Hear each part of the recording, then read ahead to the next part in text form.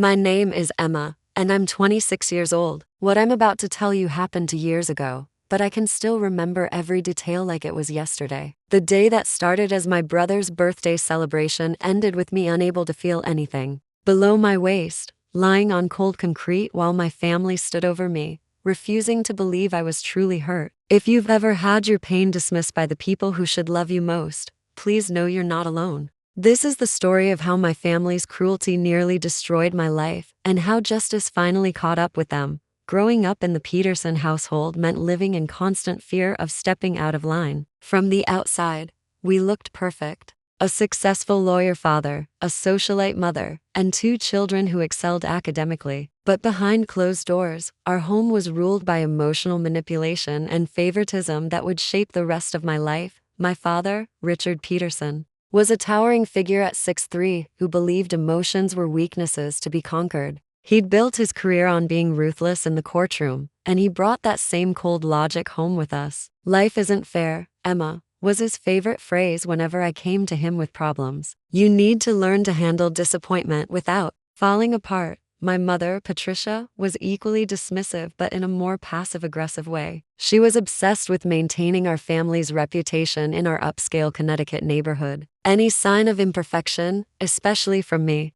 was treated as a personal attack on her carefully constructed image. "What will people think?" was her constant refrain. Then there was my brother Marcus, 3 years older and the undisputed golden child of our family. Athletic, charming, and manipulative, Marcus had learned early that he could get away with almost anything as long as he maintained his perfect son facade in front of our parents. While I was held to impossible standards, Marcus was praised for mediocre efforts and excused for behavior that would have earned me weeks of punishment. The pattern of abuse started young. When I was 8 and Marcus was 11, he pushed me down our basement stairs during a game of tag, claiming I had tripped. The fall left me with a concussion and a broken arm, but when I tried to tell our parents what really happened, they sided with Marcus without question. "Emma has always been clumsy," my mother told the doctors, while my father lectured me about taking responsibility for my accidents. This dynamic only worsened as we got older.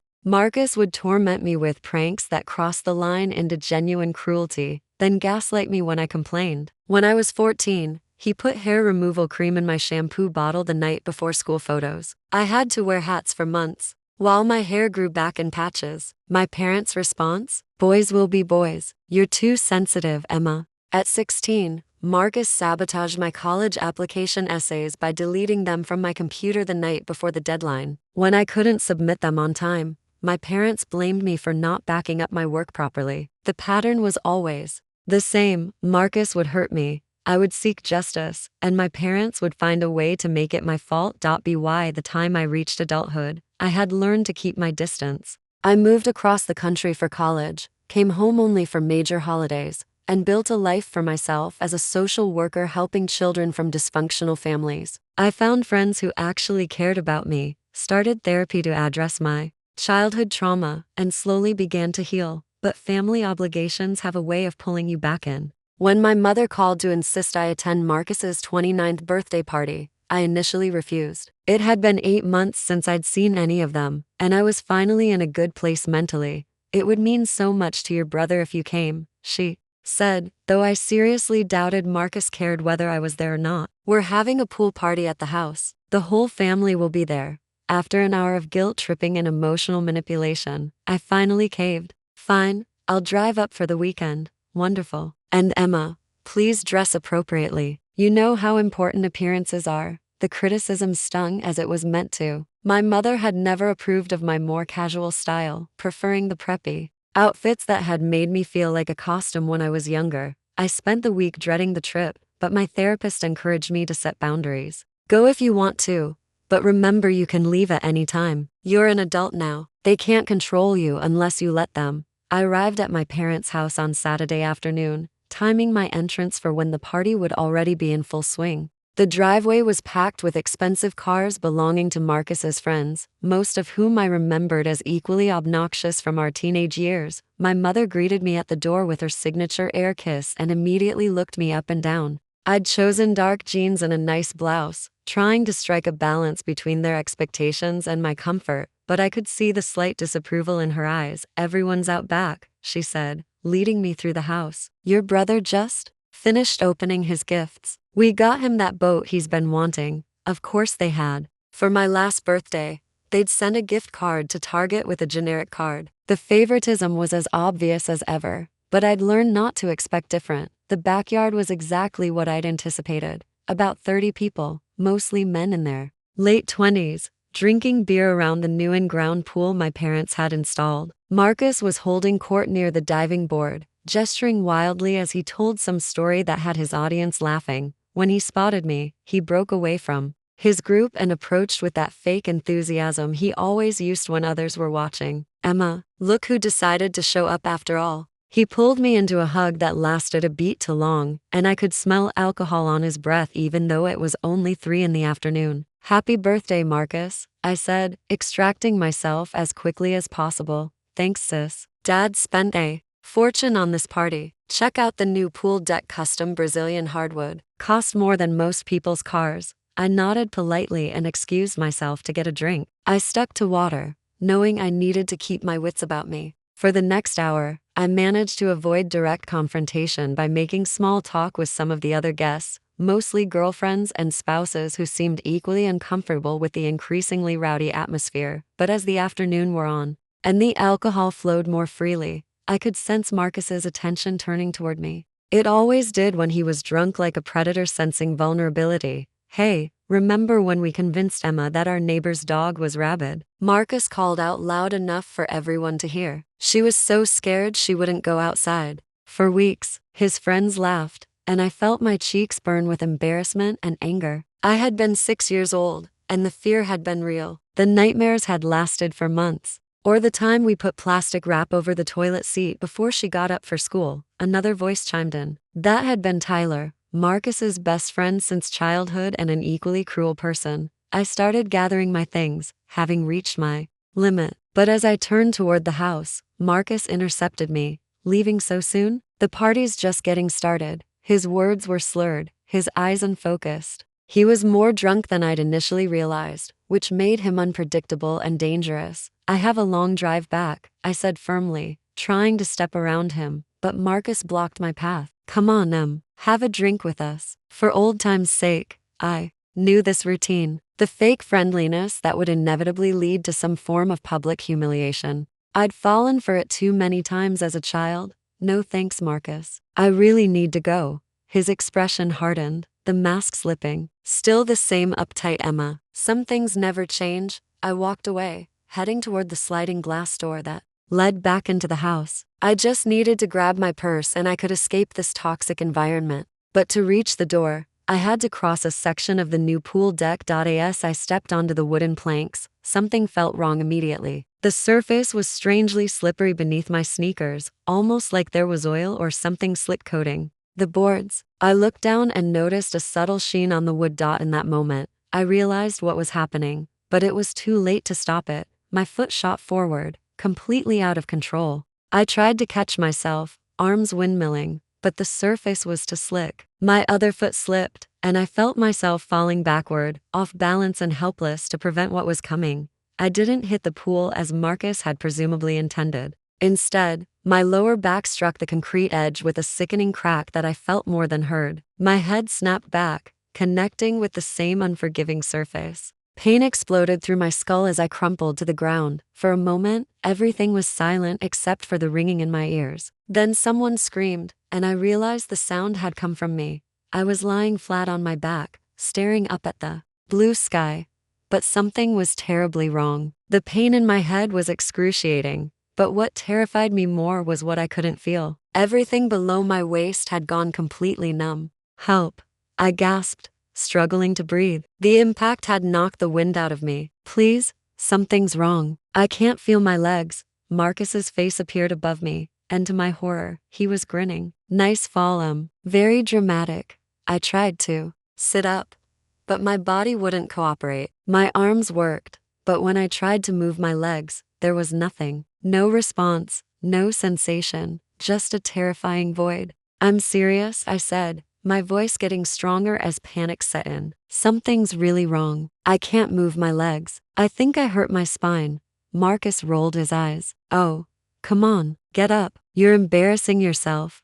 I can't get up. I was crying now, tears of pain and terror streaming down my face. Please call an ambulance. I think I'm really hurt. By this point, a crowd had gathered around me. I could see confusion and discomfort on their faces, but no one was moving to help. They were all taking their cues from Marcus, assuming this was just family drama playing out for their entertainment. My father pushed through the crowd, his expression one of irritation rather than concern. What's going on here, Emma?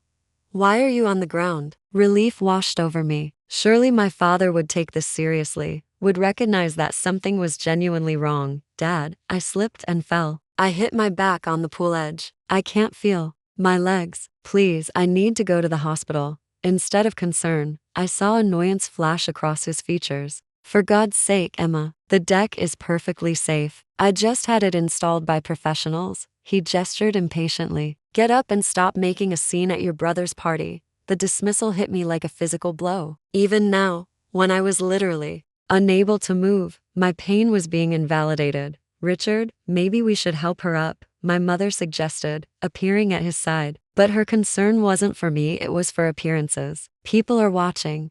I can't get up, I repeated, my voice rising with desperation. Please, Mom, Dad, I'm begging you. Something is seriously wrong. My mother knelt beside me, her voice dropping to an angry whisper. Emma Peterson, that's enough. You've always been jealous of your brother's attention, but this is taking things too far. You're ruining his birthday with this performance. I couldn't believe what I was hearing. The pain in my back was intensifying, radiating outward in waves that made it difficult to think clearly. My head was pounding where it had struck the concrete, and I was starting to feel nauseous. I think I'm going to be sick, I moaned, turning my head to the side. She's probably drunk, I heard Marcus tell someone. Classic Emma. Can't handle her alcohol. I hadn't had a drop to drink all day, but facts had never mattered when it came to my family's narrative about me. The sun beating down on my face was making the nausea worse. I was sweating profusely despite feeling cold, and a strange tingling sensation had started in my fingertips. I recognized these as potential signs of shock or internal bleeding from my work with trauma victims. Please, I whispered, no longer having the energy to shout. I need help. My father had already walked away, returning to the grill as if nothing had happened. My mother was making excuses to the guests, telling them I'd always been prone to episodes and encouraging them to continue enjoying the party. Marcus had lost interest entirely, moving back to his friends who were now loudly planning to test out his new boat. I was alone, immobilized and in agony, surrounded by people who were choosing to ignore my suffering. The betrayal cut deeper than any physical pain. Then, through my fading consciousness, I heard a new voice. Firm, authoritative, female. Excuse me, I'm a paramedic. Let me through, please. The crowd parted, and a woman I didn't recognize knelt beside me. She had kind eyes and capable hands that immediately went to my wrist, checking my pulse. Hi, I'm Jennifer. I work for the county EMS. Can you tell me your name? Emma. I managed, through chattering teeth. Despite the summer heat, I was shivering uncontrollably. Okay, Emma, I need you to stay very still. Can you tell me what happened? I explained about the fall, the impact with the pool edge, and the immediate loss of sensation in my legs. Jennifer's expression remained professional, but I could see concern in her eyes. She gently pressed her fingers against various points on my legs. Can you feel this? Nothing. How about this? Still nothing. Try to wiggle your toes for me. I concentrated as hard as I could, but there was no movement. I'm calling for an ambulance, Jennifer announced, pulling out her phone. She doesn't need an ambulance, my mother protested, suddenly reappearing. She just needs to get up and stop making a fuss. Jennifer fixed my mother with a steady stare. Ma'am, your daughter is showing signs consistent with a spinal cord injury. Moving her could cause permanent damage. She needs emergency medical attention immediately. For the first time, real concern flickered across my mother's face. Spinal cord injury? That's impossible. She just slipped. Falls are one of the most common causes of spinal injuries, Jennifer replied, already dialing 911. And from what I can see, she struck the concrete edge quite hard. As Jennifer spoke with the dispatcher, my father approached, his expression having shifted from annoyance to apprehension. What's all this about an ambulance?" he demanded. Jennifer held up a hand to silence him while she finished giving information to the dispatcher. Then she turned to address my father. "Sir, your daughter has potentially suffered a serious spinal injury. The paramedics will be here in about 8 minutes. Until then, it's absolutely crucial that she not be moved." My father's face went pale. For the first time, I think he was beginning to realize this wasn't an act, that this was real and serious. "How did this happen?" he asked, looking around as if searching for someone to blame. Through the fog of pain and medication Jennifer had given me, I managed to speak. "The deck was slippery, like someone put oil on it." My father's eyes narrowed. "That's impossible. I just had it sealed yesterday. It shouldn't be slippery." But Jennifer, ever observant, was already examining the wooden boards near where I'd fallen. She touched the surface, then rubbed her fingers together. "This isn't water," she said, her voice hardening. "This feels like some kind of lubricant. Definitely not natural moisture." All eyes turned to Marcus, who had wandered back over to see what the commotion was about. His face, flushed from alcohol, suddenly drained of color. "It was just a prank," he muttered, not meeting anyone's gaze. "I put some deck oil on a few boards. I thought she'd slip a little, and maybe fall in the pool. I didn't mean for this to happen." The silence that followed was deafening. In that moment, as I lay immobilized on the ground, I saw my family's true nature reflected in their faces: the casual cruelty, the willful blindness to harm, the reflexive protection of Marcus at all costs. But this time, there would be consequences they couldn't ignore or explain away. The ambulance arrived within minutes, sirens wailing. 2 paramedics, a man and woman, quickly took over from Jennifer, immobilizing my neck and carefully transferring me to a backboard. They worked with practiced efficiency, but every movement sent fresh waves of agony through my body. "Blood pressure is dropping," the female paramedic noted, adjusting something on their equipment. "We need to get her to a trauma center immediately." As they loaded me into the ambulance, I caught a glimpse of my family standing in a tight cluster near the pool. My father was arguing with Jennifer, gesturing angrily. My mother stood with her arms wrapped around herself, looking lost. Marcus was still rooted in place, watching as the consequences of his lifelong cruelty finally caught up with him. The last thing I saw before the ambulance doors closed was a police cruiser pulling into the driveway, its lights flashing silently. I awoke 12 hours later in the ICU at Hartford Hospital, connected to more machines than I could count. A nurse noticed I was conscious and approached my bedside. "Welcome back, Emma. I'm David. You're at Hartford Hospital. Do you remember what happened?" The memories came flooding back. The fall, the numbness, my family's dismissal. "I can't feel my legs," I said, panic rising in my voice. David's expression was compassionate. "The doctor will be in to explain everything. Just try to stay calm." Dr. Sarah Chen, the neurosurgeon who had operated on me, arrived within minutes. She was a woman in her 40s, with graying hair and gentle eyes. "Emma, I'm Dr. Chen. When you fell, you suffered what we call a complete spinal cord injury at the L1 level. The impact fractured the vertebrae and severed your spinal cord." She showed me MRI images on her tablet, pointing out the damage. "We performed emergency surgery to stabilize your spine and remove bone fragments, but I need to be honest with you about your prognosis." The words I'd been dreading came next. "You have what's called paraplegia. You'll likely never regain feeling or voluntary movement below the level of injury." The news hit me like a physical blow. I had entered that birthday party as a healthy 26-year-old, and I was leaving it permanently disabled. "There's something else," Dr. Chen continued, her tone shifting. "The circumstances of your injury have prompted a police investigation. There are detectives waiting to speak with you."